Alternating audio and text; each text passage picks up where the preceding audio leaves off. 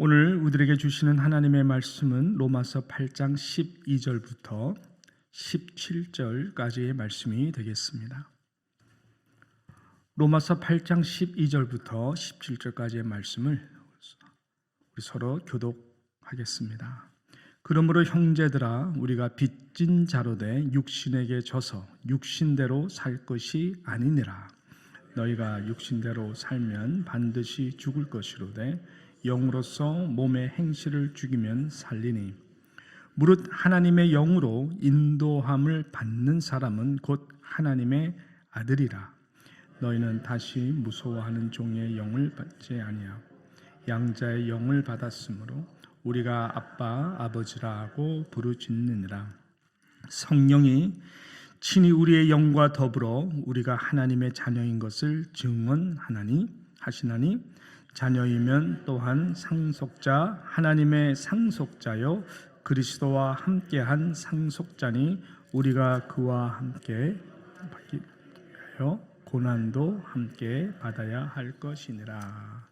아멘. 그 옥하는 목사님께서 쓰신 생각과 운명이라고 하는 이 글을 먼저 소개함으로써 말씀을 잠시 나누려고 합니다.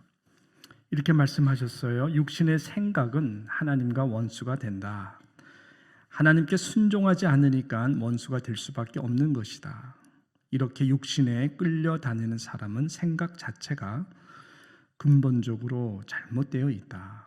그런 사람은 매사가 결국 자기 중심적이고 세상 지향적이며 항상 땅의 것만 생각하는 습관과 버릇이 있다는 말이다.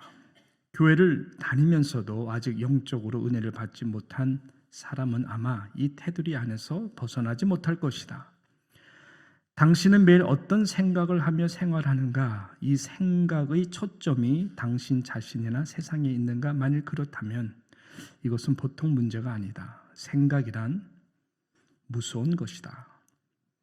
누구나 처음에는 단순하게 생각할 수도 있다. 그러나 점차로 그 생각에 깊이 빠져들면 나중에는 도저히 빠져나올 수 없는 지경에까지 이르게 된다. 그리고 그 사람이 무슨 생각을 하느냐에 따라 행동이 달라지고 결국 그 행동이 그 사람의 운명을 결정지을 때가 많다.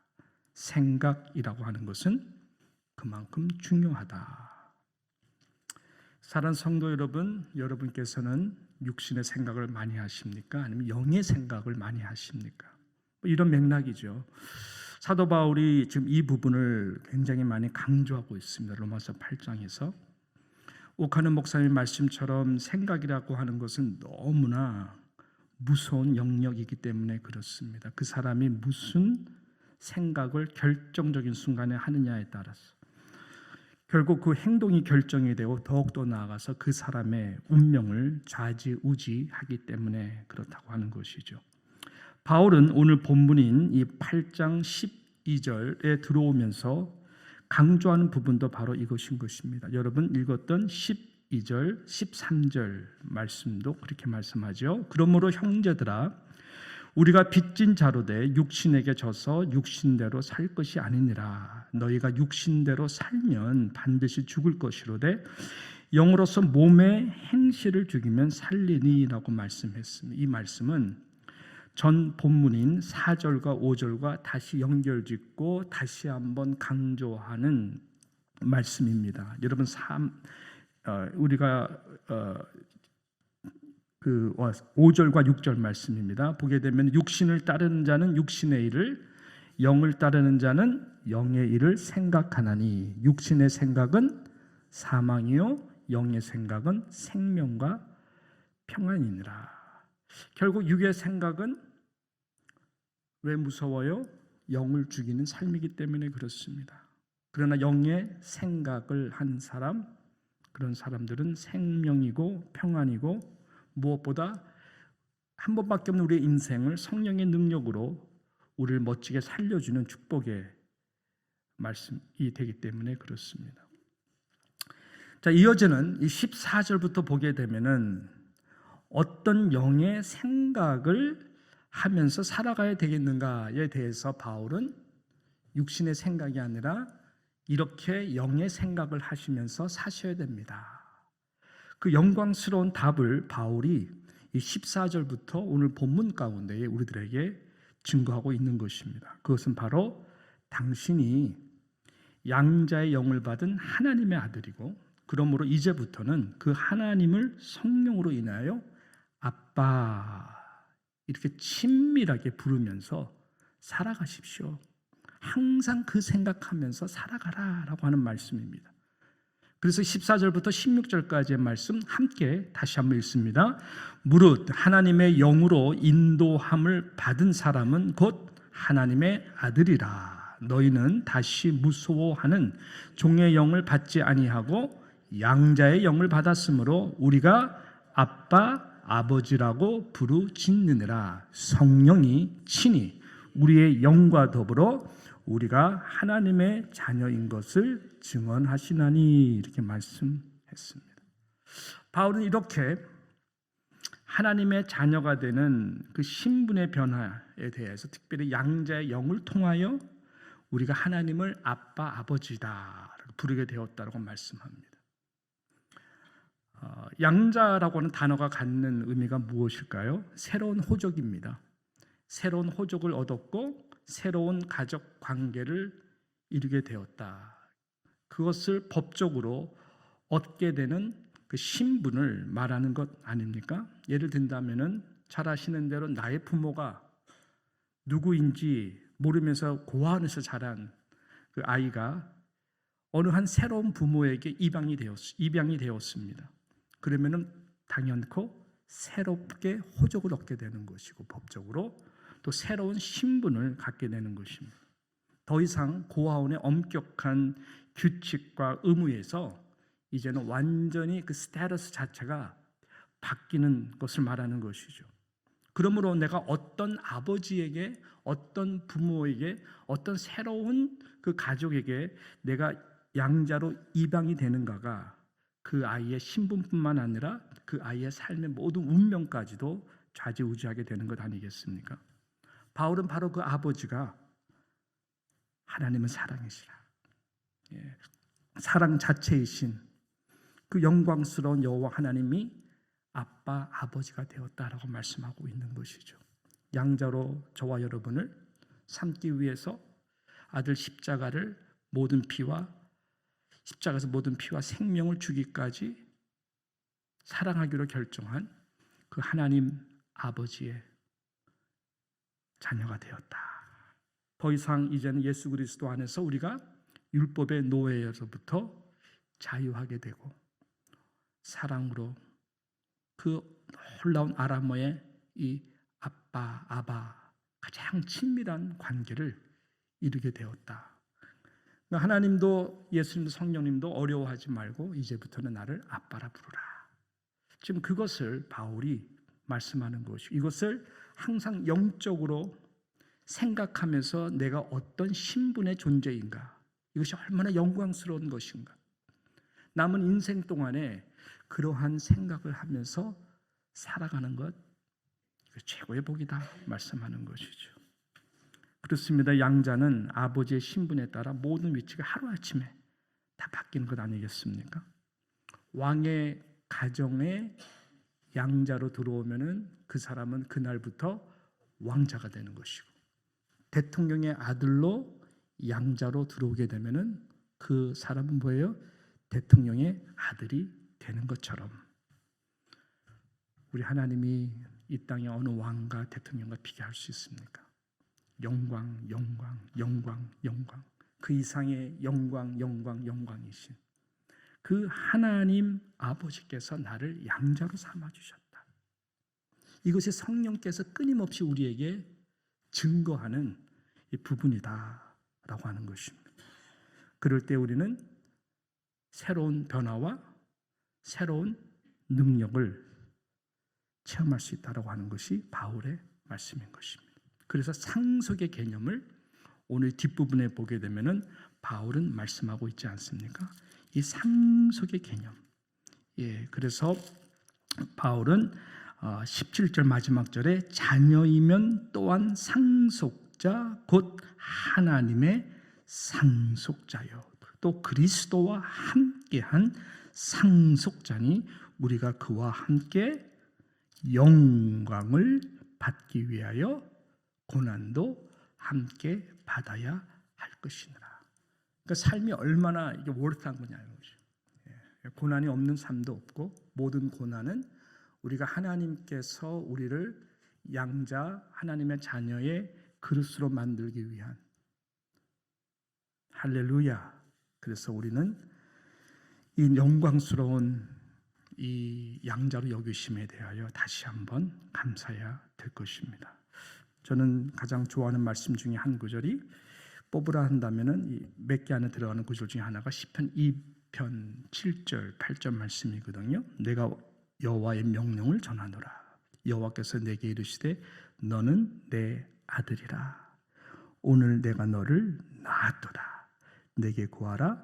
내가 이방 나라를 내 유업으로 주리니 내 소유가 땅 끝까지 이르리로다. 믿으시기를 축복합니다. 예, 그럼요. 제가 주일 설교 때 한번 이 예화를 말씀드린 적이 있는데, 다시 한번 제 마음을 따뜻하게 해서 이 말씀 예화함으로써 말씀을 마치도록 하겠습니다. 실화죠. 미국 테네시라고 하는 주에 있었던 이 한 이야기입니다. 벤 후퍼라고 하는 아이가 태어났는데, 영어로 말하면 베스터리라고 그러죠. 도대체 부모가 누구인지 모르면서 이 아이는 자랐어요. 사생아였습니다. 마을의 어른들은 이 아이가 이제 사생아로 자라면서 자신들의 자녀들과 같이 어울려 놀기를 원치 않았습니다. 친구가 없었어요. 또 친구와 놀라 그러면 항상 왕따로 놀림받아서 그렇게 상처받으며 살았습니다. 이 벤 후퍼가 12살이 되었을 때에 마을에 젊은 참 좋은 목사님이 부임을 하셨습니다.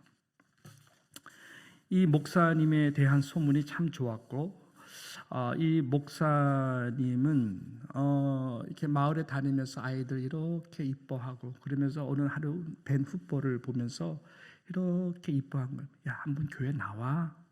그렇지만 벤 후퍼는 교회 갈 자신이 없었어요. 왜냐하면 마을에서 워낙 자신이 왕따였기 때문에. 근데 이 목사님이 오시면서 분위기도 밝아지고 사람들이 교회 가는 모습을 보면서 부러워했죠. 그러면서 어느 날 결단을 해서 이제 뒷자리에 원래 늦게 들어갔다가 일찍 나오고 이렇게 했던 것입니다. 근데 오늘 하루는 이 벤 후퍼가 어린 나이지만은 목사님의 그 하나님의 사랑에 대한 메시지에 너무나 큰 감동을 받은 거예요. 성령께서 임하신 거겠죠. 감동을 받고, 그러면서 빨리 나왔어야 되는데 축도가 끝날 때까지 나오지 못하고 기도하는 바람에 타임을 놓쳐버렸어요.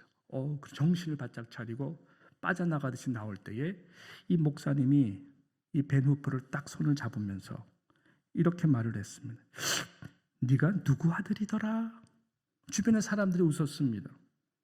조롱하는 말로 들렸기 때문에 그런 것이. 야, 네가 누구 아들이더라? 너무나 이 벤 후퍼는 당황했죠. 더 당황한 말을 합니다. 그래, 네 얼굴을 보니까 내가 네가 누구 아들인지 알겠다. 너무나 너는 네 아버지랑 닮았어.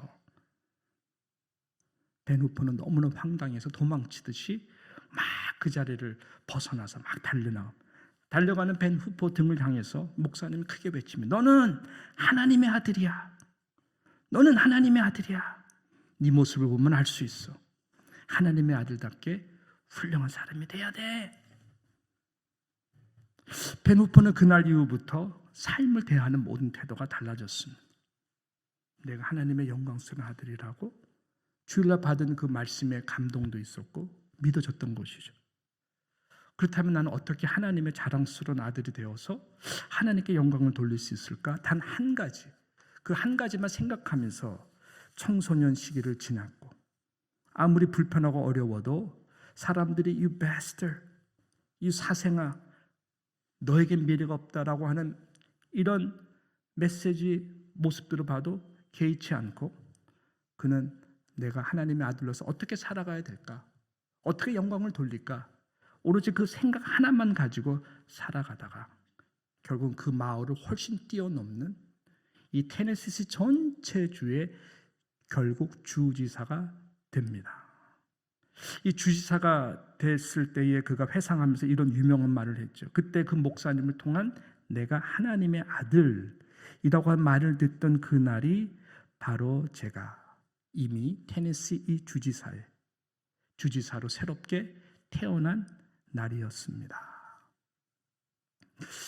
이분의 고백만이 존재하는 건 아니겠죠. 저와 여러분의 삶 가운데에도 분명한 사실은 저와 여러분이 양자로 하나님을 아빠, 아버지라고 부를 수 있는 영광스러운 자녀가 되었다라고 하는 이 사실인 것입니다.